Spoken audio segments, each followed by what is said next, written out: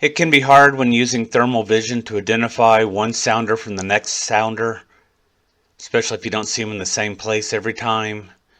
But this sounder had this limping hog there behind the fence that I never got a shot at. But that limping hog is going to be the key to identifying the sounder a few nights later. Carpe sus, when hunting on the same property here in North Texas, I'm sitting up on a hillside, looking down into a valley over onto the neighbor's pasture, where I've got a large sounder of hogs. The sow and those piglets are headed towards a water tank or a pond that you can't see behind the ridge. So currently the hogs are there in the winter wheat. We've got Bermuda grass and wild bunch grass on our side of the fence line. I'm looking at them with my IR Hunter MKIII thermal weapon sight. I'm going to be shooting my TX-15 multi-purpose carbine enhanced from Lone Star Armory, through which I'll be shooting some Hornady SST 123 grain bullets loaded by Druid Hill Armory into Starline brass. Eventually the hogs are going to cross over, and I'm going to finally catch them way over in the corner over here to the left. They're going to pass through most of the Bermuda and bunch grass field behind a small ridge, and I'm not going to see most of their transit. And that's why I'm not going to get a chance to shoot them until they're way over to the left, as you saw earlier.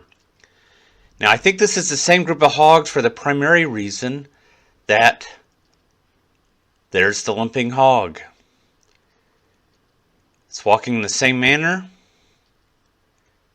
because it's got something wrong with one of its legs. Now I'm going to end up in the bunch grass. This stuff is chest tall, and it is a pain to go through. I've got the hogs crossing the fence right here. I shoot the limping hog. I was going to scan over and shoot hogs that had crossed the fence, but several come running back.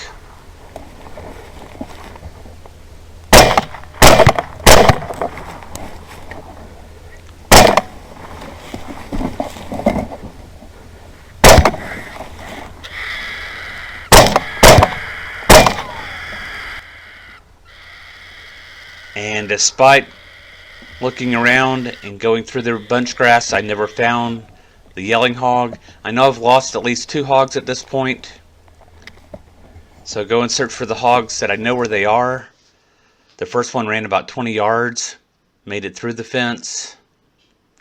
It was a 95-pound female, and its right hind leg was broken. The tibia was broken in 2 with a displaced fracture, and the bones had combined side by side, shortening the leg.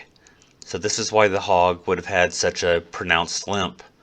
The second hog was shot multiple times. It was a 120-pound milk sow.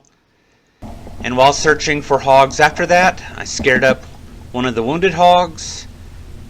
It moved out into the open.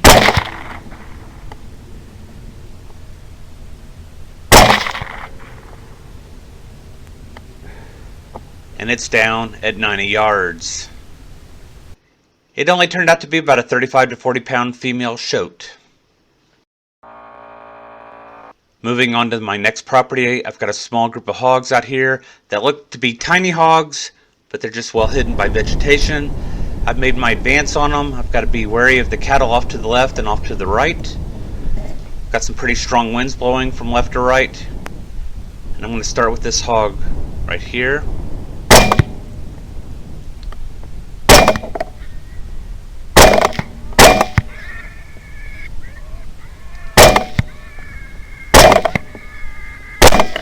And I probably wasted too much time finishing off the wounded hog. I don't like hogs to scream.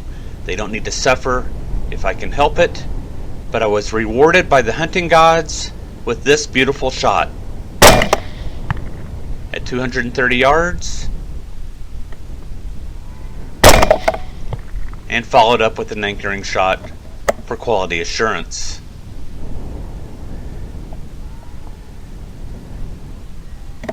This one's still moving around a bit, so one more. And that actually removed its brain from inside the head.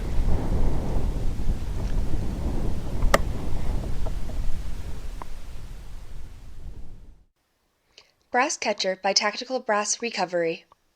So for my last hunt of the night, I came away with 4 hogs, making 7 for the evening.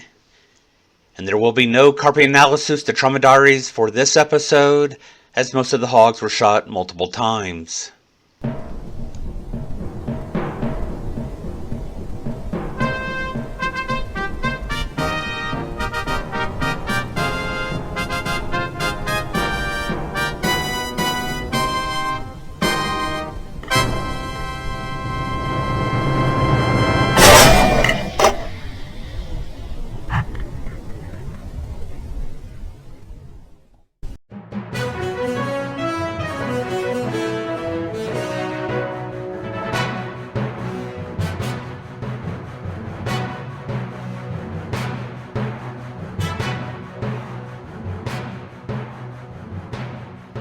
Carpe sus, my friends.